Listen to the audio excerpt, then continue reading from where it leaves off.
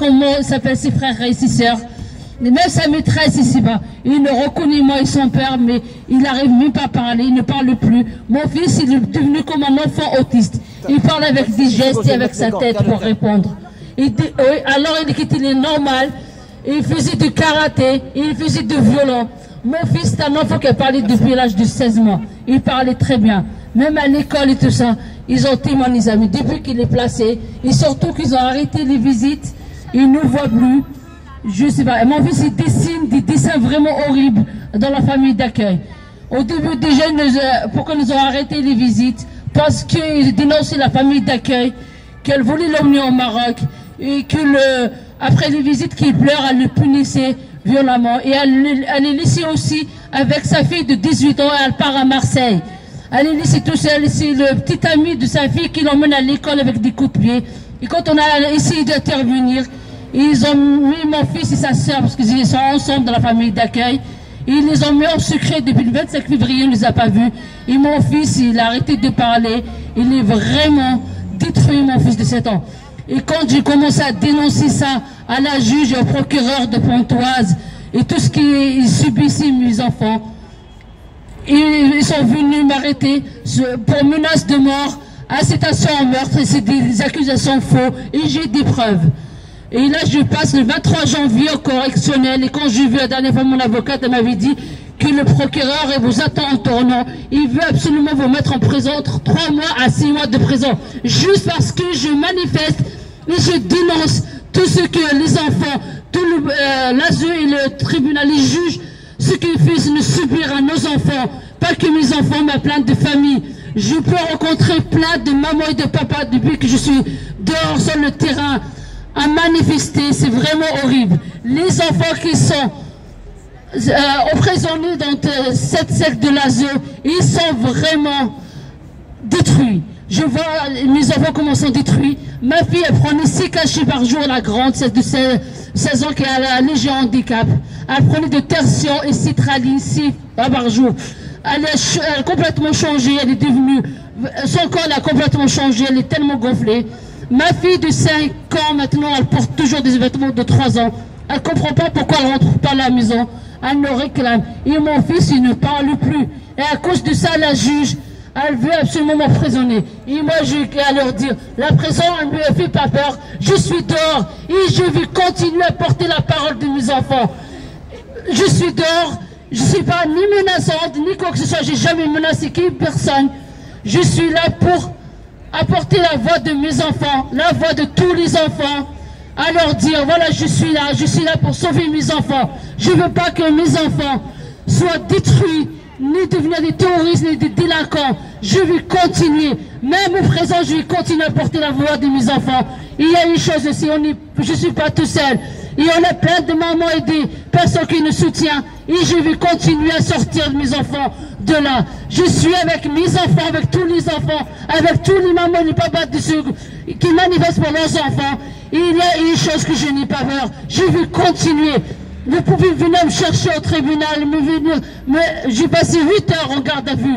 Et je suis encore là. Je vais continuer à porter la voix de mes enfants. Et je vais faire tout pour sauver mes enfants. Qui connecte un enfant et tu as une grande maison et tu es avec ton mari. Oui. Redis-le. Oui, je suis avec mon mari depuis 24 ans. J'ai 2 enfants aînés. Il y en a un que la plupart le connaissent. Il est ici, oui, il y en a le grand, il est parti parce qu'il n'a pas supporté la situation. Mais il fait la mécanicien. Le deuxième, sa 3e école de commerce. Voilà. J'ai élevé 2 grands.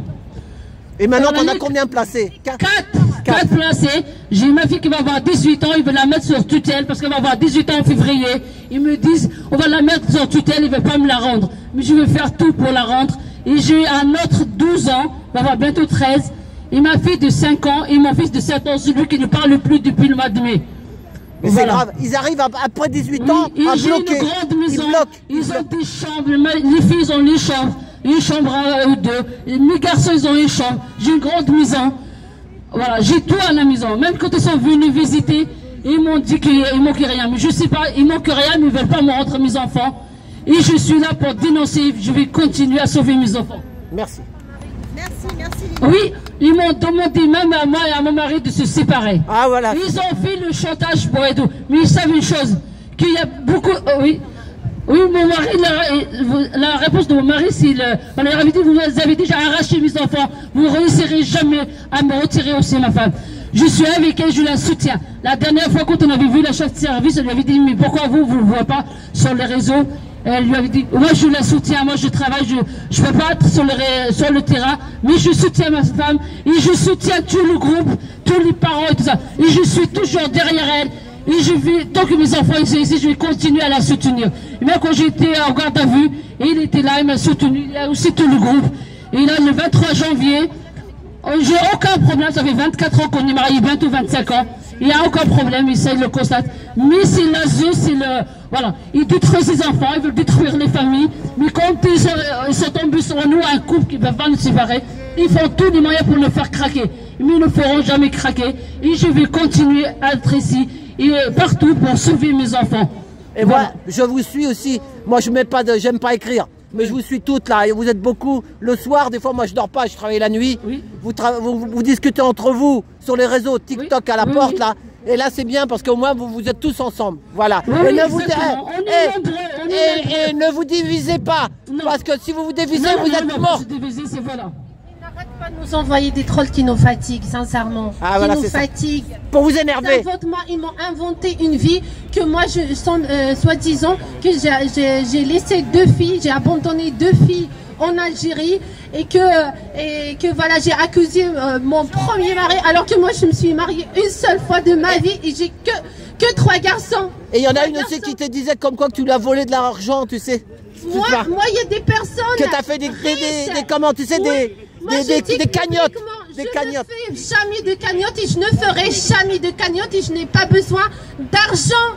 J'ai besoin de soutien, j'ai besoin de mobiliser plus du monde pour tous les enfants, pas uniquement pour mes enfants. T'as bac plus 5, toi, non? Combien? 2 fois bac plus 5.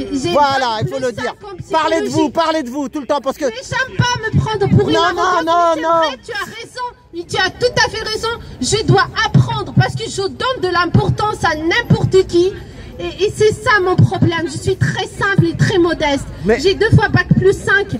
J'ai fait des études en psychologie clinique et des études en sciences de l'éducation. Attends, je vais dire aussi un truc, je parle en même temps. Hein. Tu sais quoi? Il y a un truc aussi qui est bien. C'est par exemple, j'ai vu que Francine, elle a sa chaîne. Il y a, comment elle s'appelle Emmanuelle, elle a une chaîne aussi. Elle fait des sketchs sur... elle est forte. Ouais. C'est comme ça qu'il faut faire. Parce que la dame, tout à l'heure, elle pleurait. Mais les gens, ils zappent, ils veulent plus voir. Ça leur fait trop mal au cœur. Vous comprenez? Donc il faut faire des choses comme aussi ma maman, Gaëlle maman, vous voyez, faire des trucs, montrer des choses.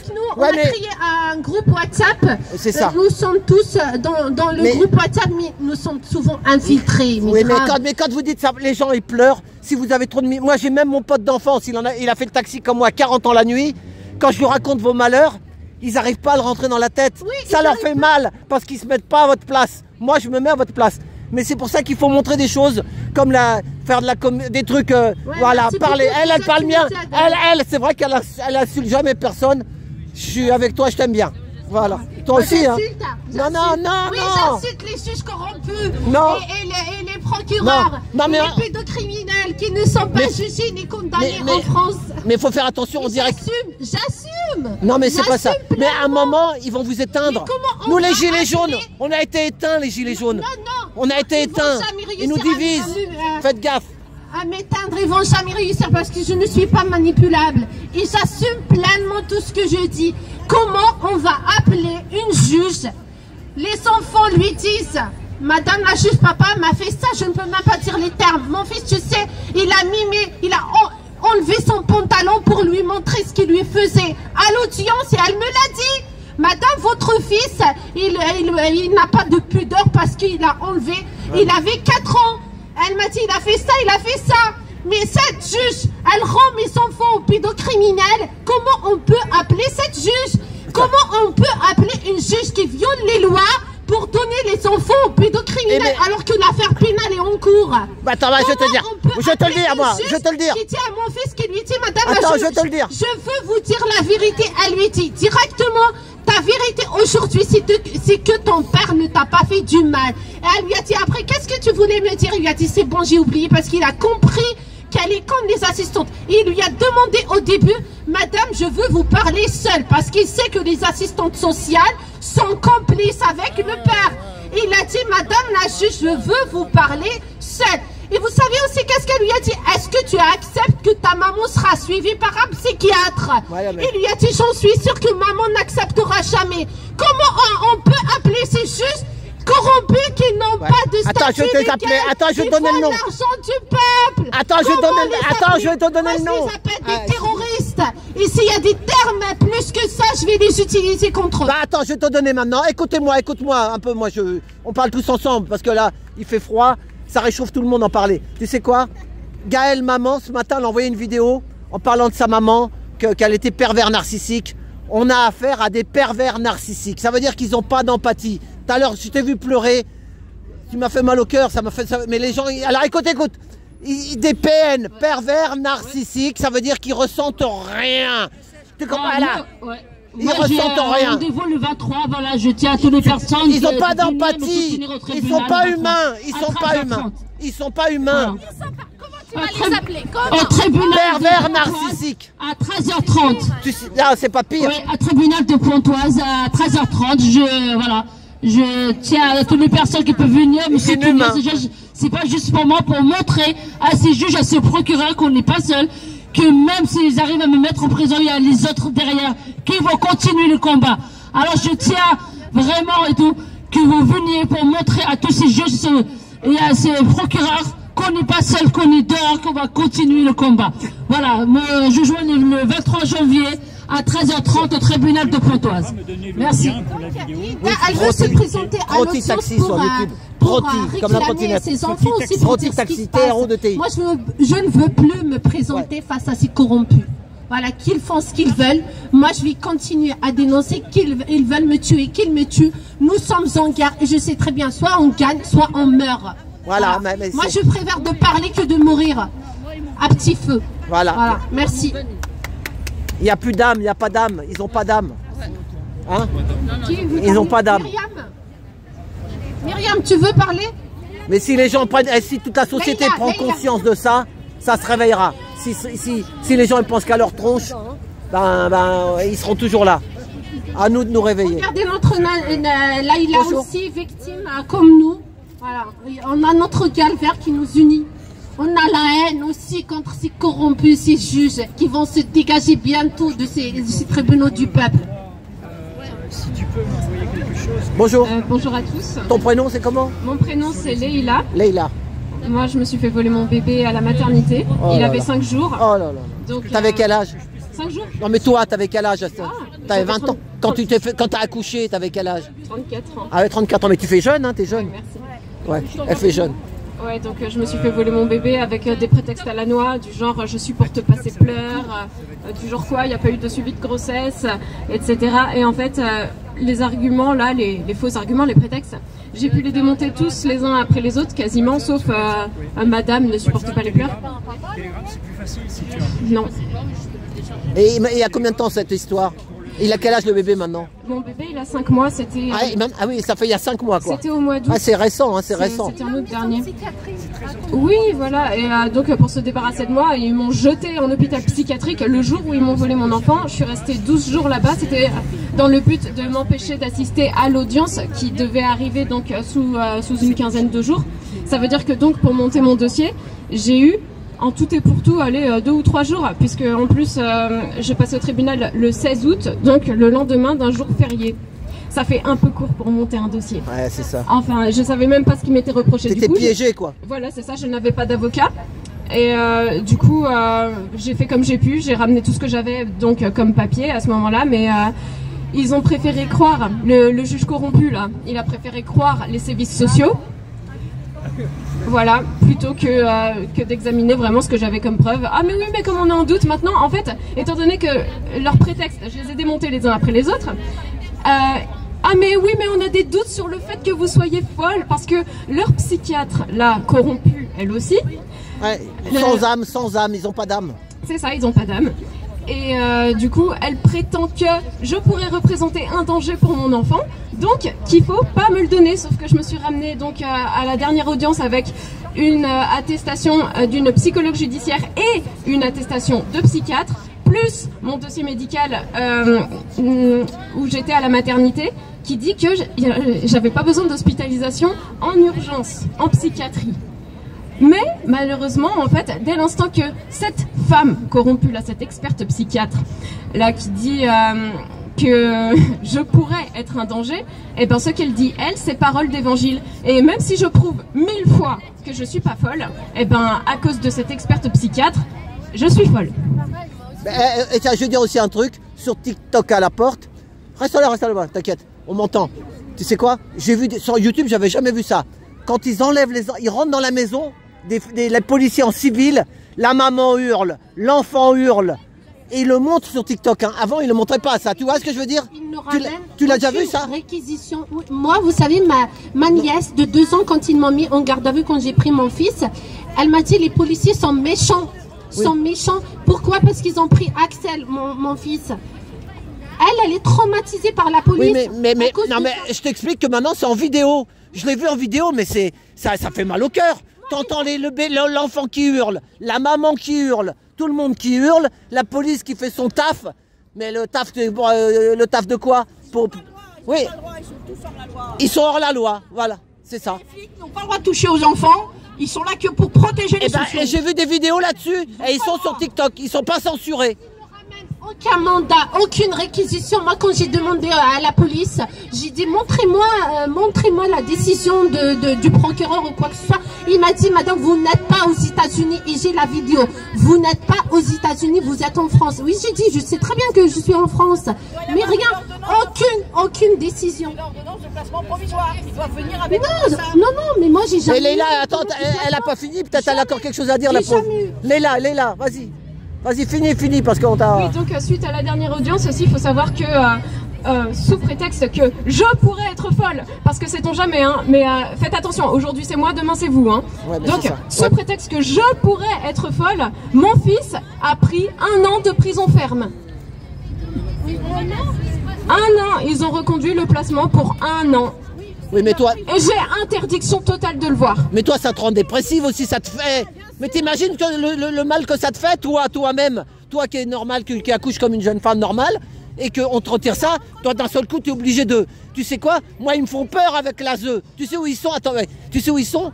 Alain, il y a été là-bas. Ils sont à côté de l'Institut médico-légal. Tu sais ce que c'est, l'Institut médico-légal? Quand un taxi se faisait zigouiller, il se retrouvait là-bas, quai de Bercy. Et il y a la Seine. Ça veut dire que quand tu sors de là-bas, t'as 2 choix. T'as l'Institut médico-légal dans le trou, ou tu jettes dans la Seine. Bah c'est grave, voilà, et ça vous rend malade. Non, mais naturellement, c'est pas normal de pas aller chercher nos enfants. On est obligé de se retenir. On sait qu'on a affaire à des garces qui nous les gardent illégalement, et on est obligé de fermer notre bouche parce que sinon elles ont les bras armés pour nous foutre, soit chez les fous, soit en tôle. Donc c'est complètement délirant. Non, le truc, c'est vraiment qu'elle nous bloque de notre instinct naturel. C'est ça. Moi, je dirais pas normal. D'ailleurs, je dis plus normal parce que normal, c'est accepter les normes. On n'est pas normal. On est naturel. Donc voilà, on a tous un... Il y en a, ils ont un œil qui fait comme ça. Bon, voilà, on va se retirer ton mouflet. Non, mais ça suffit le délire, là. Ça suffit. T'es très courageuse. Oui, il faut que tu prennes des vitamines. C'est ça, parce qu'elle est... C'est ça, ouais, t'es toute pâle, hein, fais gaffe. Non, ouais, t'as pris... Mais c'est normal en plus. Quel âge t'as? 35 ans. 35 ans, t'es jeune. C'est une jeune femme. C'est ça, mais... Bordel, mais aidez-la, là, reine, bougez votre cul, là. Sortez, aidez-la. Il y a Gaëlle aussi, là-bas, qui est en galère. Vous pouvez pas laisser ces jeunes femmes se faire voler leurs enfants comme ça. Toi aussi, t'as un TikTok. Au début, elle aussi, elle a en plus, TikTok. Moi, j'ai la chance, on a une amie de la famille psychiatre depuis 40 ans qui me dit, mais elle, c'est elle qui veut plus me décrocher. Elle en peut plus, elle devient folle. Parce que elle a fait son petit job. Bon, elle avait vu 2-3 trucs un peu chelous, mais elle travaillait pas dans les sociaux, elle était dans les entreprises.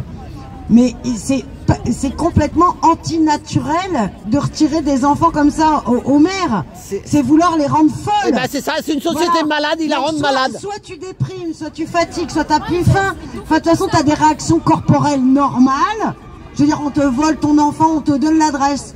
Et de temps en temps, t'as une connasse qui, tous les 3 mois, elle t'appelle ou elle t'envoie un courrier pour dire oui, tiens, il faut des chaussettes. Moi, je rappelle qu'en 1 an, je n'ai que 2 photos de mon fils. Ça, ce sont des façons de faire de kidnappeurs. C'est ça. C'est les kidnappeurs qui vous envoient 2 photos pour vous faire voir que le mouflet, il est encore en vie. Voilà. Ce sont des kidnappeuses.